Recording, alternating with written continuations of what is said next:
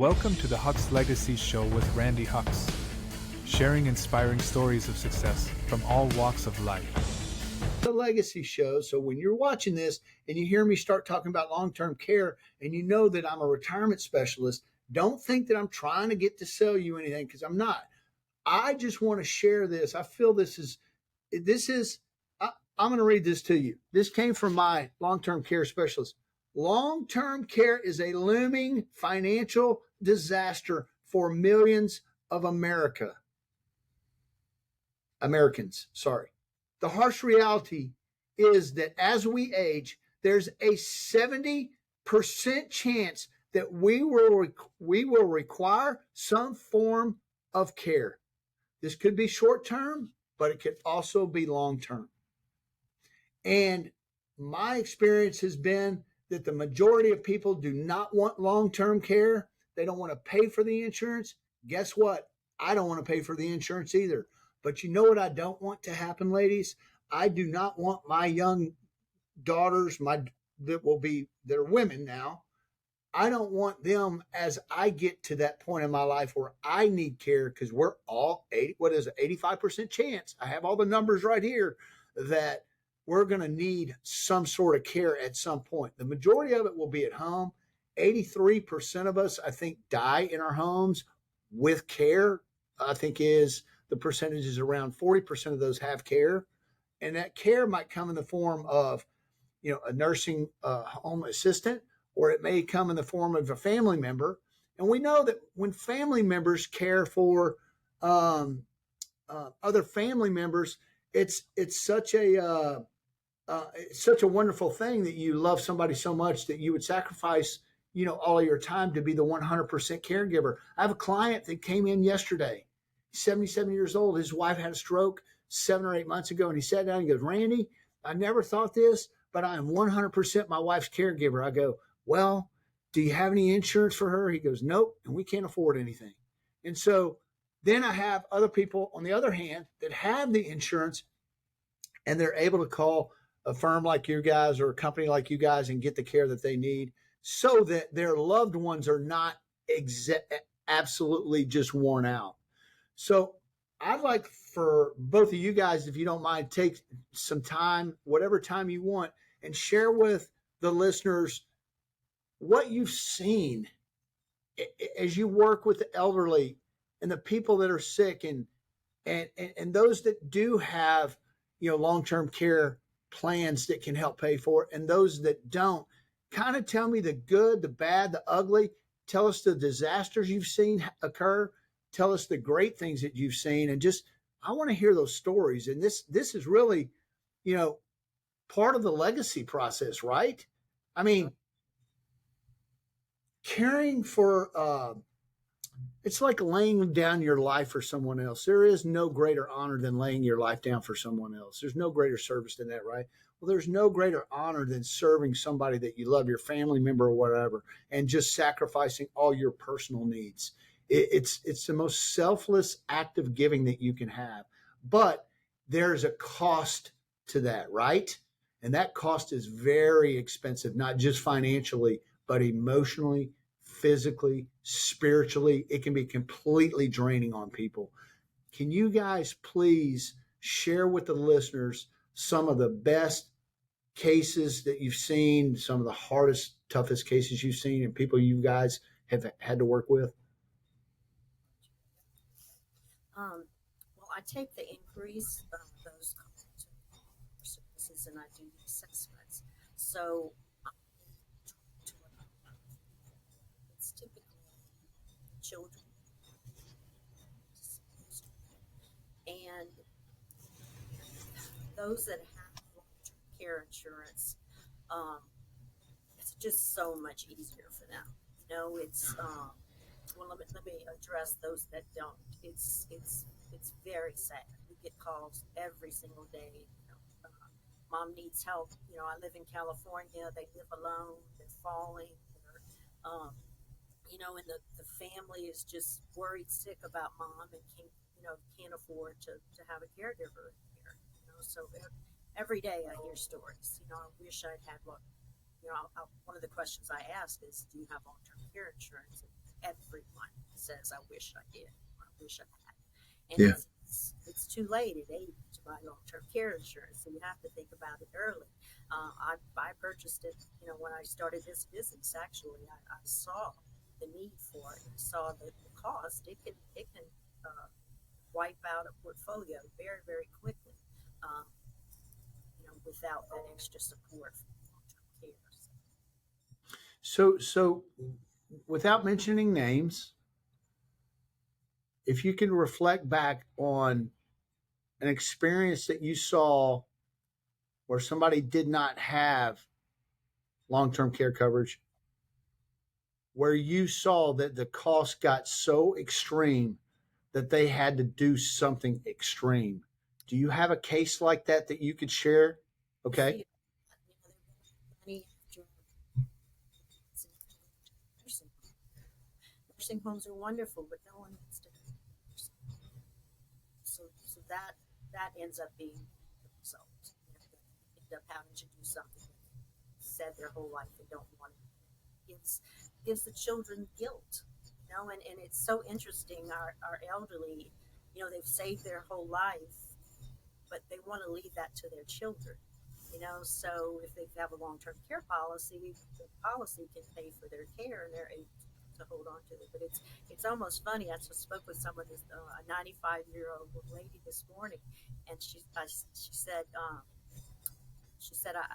yeah, I have savings for when I need it. Or for when, I'm like, you're 95, sweetie. This is it's probably time. Well, and I come from a little bit different of a background. Susan has a lot of experience in home care, and my experience is long-term care, and which includes skilled nursing, which is short-term rehabilitation, and then assisted living. Um, so what we've seen time and time again through the years is that families generally don't call, and the same thing with home care. None of us really make that call until it's critical. It's at a it's at an end game. I need to make a decision now. Mom needs 24-hour care. Yes, Yeah. tomorrow or tonight. So we generally hear from people in crisis. That is the worst time to start making financial, emotional decisions.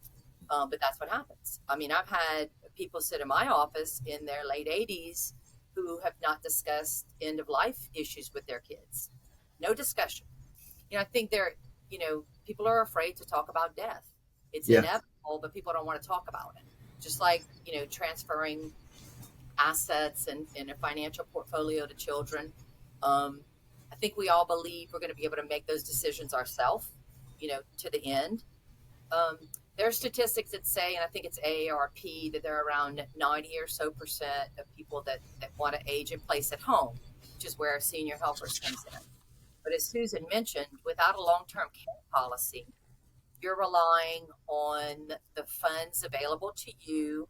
And if you're lucky, potentially with, children that can pool their money and help care for mom until, the money has spent down and then they qualify for Medicaid to go into the nursing home. And while a lot of people that may not be their first choice for aging and care, through those that last period of their life, thank God that it's there. Thank God we do have nursing homes, because people are living longer. They're living longer healthy. And so you have the generation of people that are still working and taking care of their parents and taking care of their children and maybe even grandchildren. So if there weren't nursing homes and assisted living opportunities, it would be very difficult. Like it would be catastrophic for families. So this is why we need to think ahead. And again, any kind of salesmanship here about selling long-term care policies, it is so right. You have to look at that probably as early as your 30s to think about your children, because as you mentioned, I have one daughter who's a nurse, capable of taking care of me, but have 4 boys who will have 4 wives. And if you want to talk about leaving a legacy, My dignity is one of those things on my bucket Yes. list, dying with dignity. And I do not personally want my family taking care of me. So having that policy, that those finances in place, saving for retirement. And so when we save for retirement, and my husband just recently retired, this is of course to pay our bills and to live and to travel and to do the things we want to do. But it's also about taking care of us Yeah. when we can no longer take care of ourselves. Yeah. I don't even want my husband taking care of me in that way. Just that's Right. a personal preference. Some people are fine with it. I am not.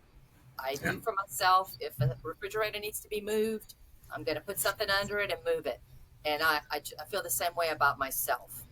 I've often thought if I don't know what, if I broke my arms, how would I do things? But I would have to figure it out. I have to be independent. And Yeah. so long-term care policies, thinking about saving for that time of your life, empower you. You have that choice and that voice in your care. So I can't stress it enough. Cannot stress it enough. Yeah. I think, being the financial burdens that I see are very sad. It's very sad. And we make sure that people understand the power of that care. And bringing your stories and your experiences hopefully will motivate those that are listening to understand the power that you have if you're young enough and can qualify for insurance. There's a saying, right? Like, and you guys, I may have said this to you in our meeting before, but like, you can pay me now or you can pay me later, but you're going to pay me. Right. So why not take the money that you have and leverage that of the insurance company by 3, 4, 5, 10, 15 times and let them pay for it so that all of your savings, all the stuff that you've worked hard for, so that your lifestyle doesn't change. And then you have the comfort of knowing that, hey, I even get to die with dignity because I don't want my husband taking care of me. I don't want my wife. I want them holding my hand, Correct. telling me they love me. Hopefully, Yeah. just really dying in a way that I can feel good about where I'm going and what I've left for my family in terms of life lessons, in terms of all the things that we do to take care of the people that we love while we're on earth, the people that we work with. I mean, these are just clients of mine that become friends, but I actually have personal relationships with these people now. Like, I actually care about them. And then, they look at me differently because they think I'm trying to sell them something sometimes. And it's so far from the truth. I'm trying to help you, understand the value of this because you don't see it now. You don't want to see it because you don't want to talk about death. Like you guys said, I don't want to talk about death. But the sooner we can come to grips with that, you bite the bullet, you pay the bill, you get it over with. When that day comes and you're 80 years old and you start needing that care, at least you know it's paid for. And you don't have to worry about it. And guess what? You can still, when you're not at home being cared for, now you can get on a plane the next month and go travel somewhere with your wife, because you got that money. Instead of, who wants to ask their kids for money to take care of them? No. I don't. I've been a man my whole life. I've always taken care of them. Now I'm going to have to ask you to take care of me. Like, I think that's just crazy sometimes. But I also understand that some people are uninsurable, and that's not their fault. Okay? It's not their fault. But there are alternatives out there, and there's a lot of companies out there that are willing to work with these people. And, I think it is absolutely a great message and legacy to send to your family when they go, oh my gosh, dad needs care. Well, how are we going to pay for this? Oh, dad has a policy? Oh my God, it's going to pay for this? Thank God. Because No, I thought I was going to have to pay for it, because I don't want to see my dad die like without dignity and some low cost facility. I want him to die at home with the right care, with the right person. Like that's just, you know, that's part of the legacy I want to leave for my kids, that I thought about you guys a long time before you guys ever thought about me getting old and dying. I want to make sure that um, my family and kids know that part is taken care of. And at this age, they don't care. They're 19 and 23, like they're living their lives, right? They're having fun.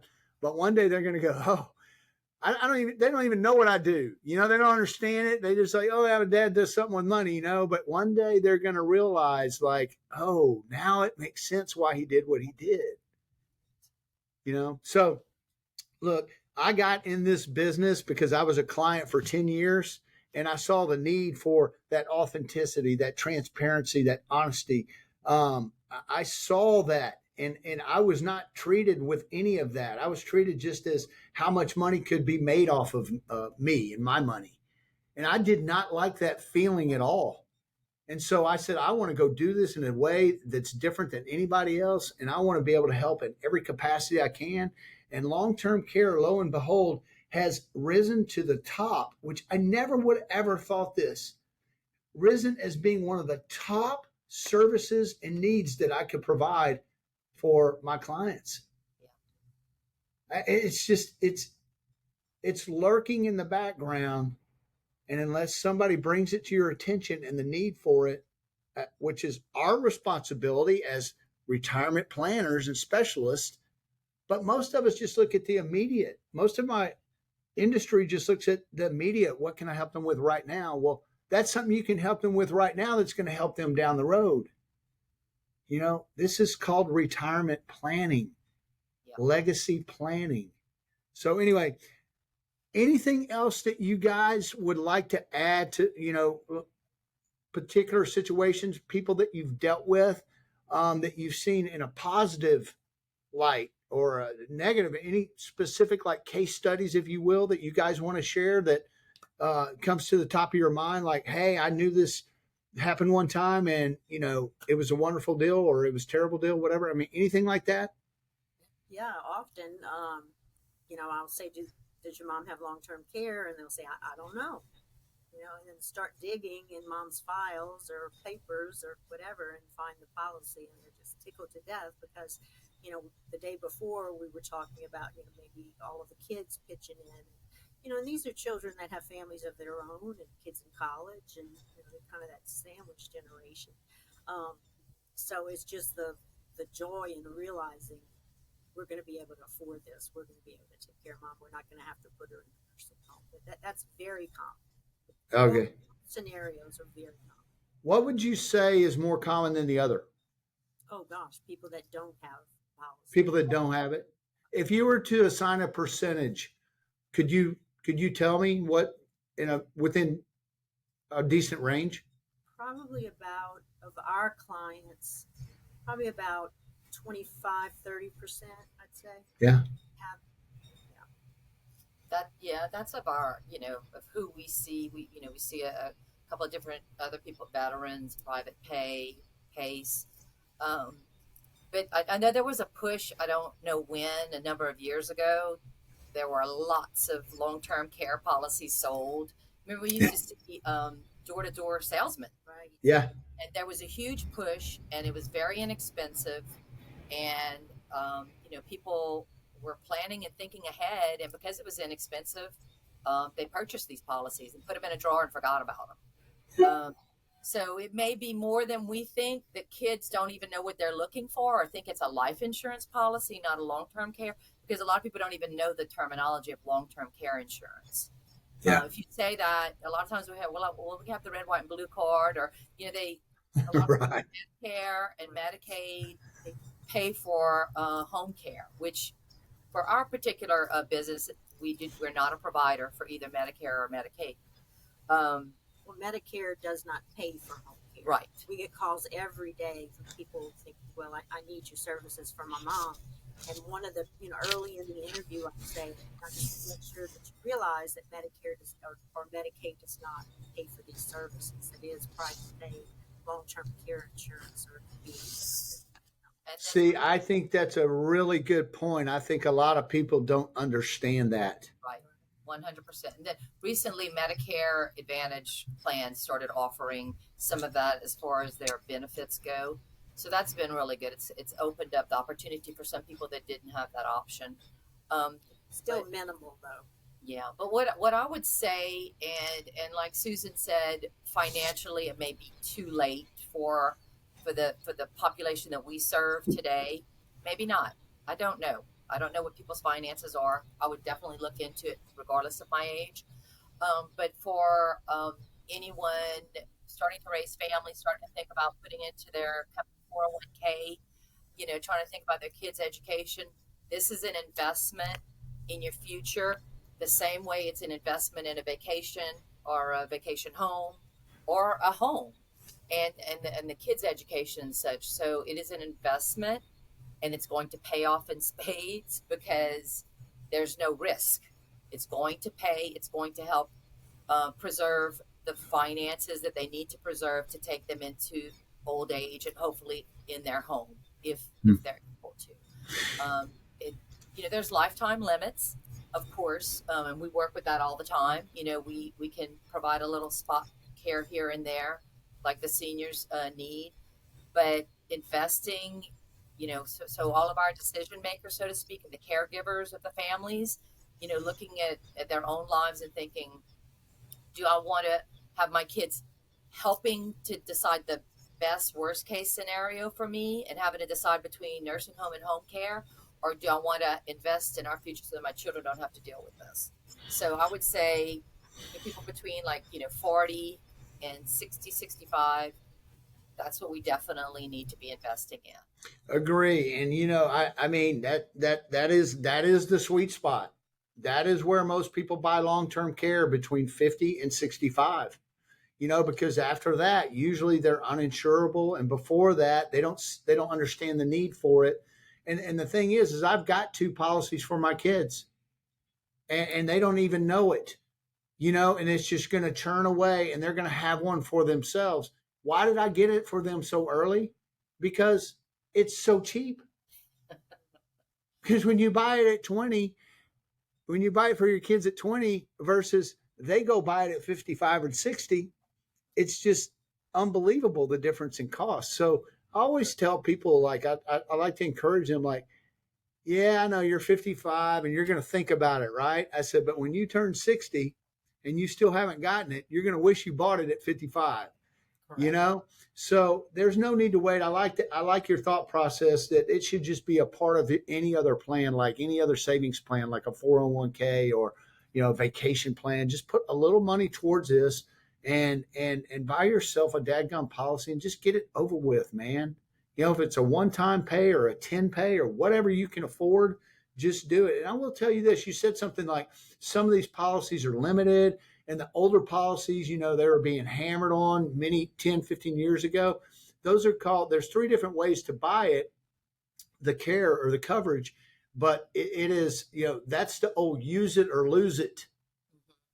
You pay for it and you use it or you lose it. There's no value in it. The other policies that I work with are not use it or lose it. You use it and they can last your whole lifetime. So if you end up living to 115 years old, they're going to pay for your whole life. I mean, it's an amazing product that most people don't even know about. I mean, wouldn't it be nice, because you go with statistics, right? Like I'm looking at all these statistics on care.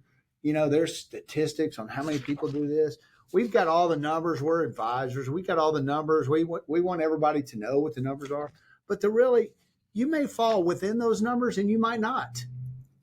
And so I want to make sure that I'm covered for whatever happens, whenever happens. My clients are too. I don't want them to have limits. Yeah, it's going to cost you a little bit more. But again, you can pay me now or you can pay me later. I'd rather know that I'm covered and nobody has to pay a dime and then it lasts the rest of my life than to worry about, whether or not I've got sufficient enough long-term care. Right. Because you can buy it as small as you want, and it may only pay for a portion of your care. Why not buy enough that, statistically speaking, in 30 years, when you're 80 years old, it's going to cover all of your costs? Why not do that? We do all that stuff for people and all that, but yeah. But yeah, there's all kind of different ways to skin the cat now in the long-term care world. I mean, there's so many great opportunities. I mean, there really are. So let me just ask you guys some kind of closing questions, and just leave, if you can just leave the listeners with, if you think back on this 1 hour that we spent together, I think it's been an hour. Yeah. What is the most impactful thing that you could leave our listeners, not only about long-term care? I think you guys have done a great job of that and sharing the need for that. But what is the best thing you could leave for our listeners in terms of empowering them, that if they haven't left the legacy they want, that they can, that it's not over with? Because some people feel defeated at 50, some people feel defeated at 40, some people feel defeated at 60, and they think that their opportunity to impact people is done. They don't have that. And that's just a lie. That's just a flat out lie. So what kind of encouraging words, or what would you tell somebody who's just maybe listening to this, like, hey, you still have a chance to make an impact on people? And how would you tell them to do that? Well, I think, let's say you go to a movie and it's really good, like Top Gun, and you're waiting for the sequel. I look at this second part of my life, so to speak, starting a new career at my age, brand new career, when I was starting to think about slowing down maybe. And I just think about, the sky is the limit. I think about, if I weren't doing it, who might be doing it? And am I the right person to do it? So I would say at any age, in any career, whether you're at home doing some telemarketing, or you're a stay-at-home mom with a second job, whether you're retired and taking on a second career. I think that it's kind of like with the seniors that we're talking about. Everyone has a voice, everyone has a choice, and I definitely always say it's never too late. We always have the opportunity to reinvent ourselves. I hear a lot of times, it's not the things we did in life that on our deathbed that we're going to be talking about. It's the things we didn't do, the regret. So I think, coming to a certain point in life, whether you're feeling defeated at 30, 40, acknowledge that you have some regret, that you made some mistakes, but know that there's so much more in front of you. And every day is a new day. And I know that, Yes. that sounds a little Pollyanna, but I do believe that 100%. And when I'm feeling defeated, because I started this career 6 months ago and I had many, many, many sleepless nights, and I'm sure my friends, my family were exhausted from hearing me, and I didn't know myself. That's not how I am, but I couldn't help it. I turned to prayer, which, God first. I didn't talk about it too much in this podcast, but prayer for strength, for courage, acceptance, for people to be kind to me. And I was very transparent. I would always say, I don't know what I'm doing, bear with me. So just as I leave this, I would say one part of the legacy is that I'm a prime example of, it is not too late to start a new career, to do something you have absolutely never done. I won't be jumping out of planes anytime soon, but this feels like I'm free falling sometimes, and I'm just trusting in God, family, and friends. And I consider Susan to be one of my dear friends. We met actually, Alzheimer's Association. I met some of the best people through that organization. We both have a connection to that. But I think that's it. It's just, don't let that curtain close until you have done what it is you want to do, and leave this world with no regret. I absolutely love that. There was nothing Pollyanna about that at all. I'm telling you, I'm glad that I've gotten to know you guys. And Susan, I'm going to allow you the same opportunity, but I have to comment on that because, we're always going to face adversity and feel defeated. And all of that is not from God. It's all from Satan. And as long as he's got us in that little box, he's so happy. So when you start talking about God and prayer and all those things, I am so 100% behind that. Like, without my belief in Christ, without my trust and faith in him, which is very hard because he says you only have to have the faith of a mustard seed, right? Well, that's what I feel like I have, the faith of a mustard seed most of the time, which is not a great thing. But without that in your life, it's going to be tough, man. It's going to be tough. And I think that with God in your life, all things are possible. It doesn't matter what age you're at. And that's exactly what you said. I'm just repeating what you said. I just love that you said that. The way you said it, I absolutely love it. And thank you for sharing that, man. If that's huge. So Susan, thank you, Michele, but Susan, yeah, it's going to be a tough one to follow. No pressure at all now. All right. What I would like to speak to are the young people. You have to put in the work. There's no going around it. You have to put in the work, and you have to start anew every day. You have to leave what's going on. We all have things going on at home. We have to leave that at the door. I often say, if I worked at McDonald's, I'd be the best darn window waitress or whatever you call that that there ever was. You know what I'm saying? What I'm saying is, whatever you're doing, take pride in it. Do it better than it needs to be done. Do it your best. And it's a great feeling to do it that way.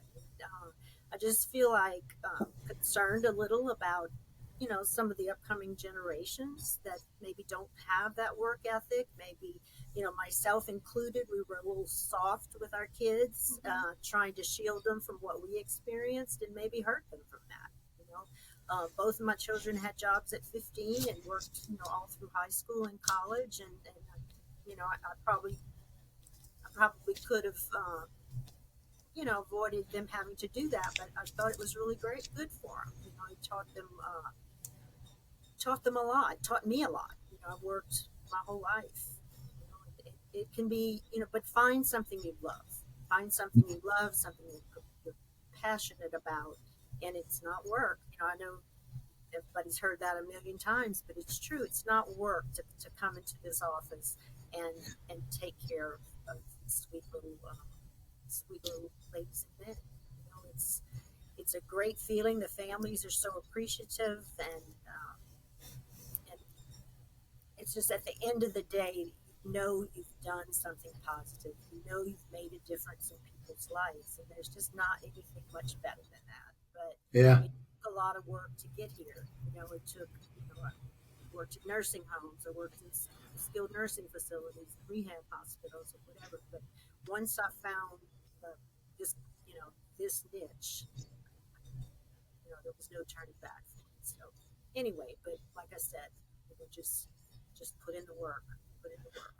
Well, I love that too. I love that just as much. And what I love about that is, having been a coach and still coaching part-time, like, it's what I see from kids today, college kids and younger, is a lack of discipline, a lack of respect, a lack of understanding of all the things that you guys have talked about.